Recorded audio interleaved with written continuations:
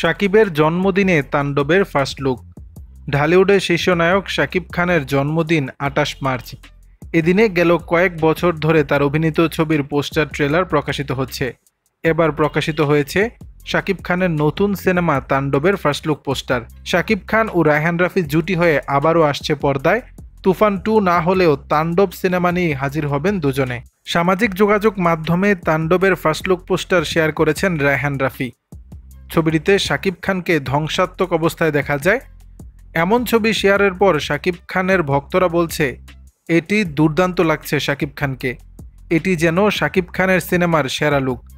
তবে অনেকেই বলছে ছবিতে দেখতে শাকিব খানকে অনেকটা সালমান খানের মতো লাগছে। এ সময় পোস্টারে দেখা যায় হাতে বন্দুক, মুখে সিগারেট নিয়ে জ্বলন্ত আগুনের সামনে দাঁড়িয়ে আছেন শাকিব খান, যেন সবকিছুতে তাণ্ডব তুলে দিবেন তিনি।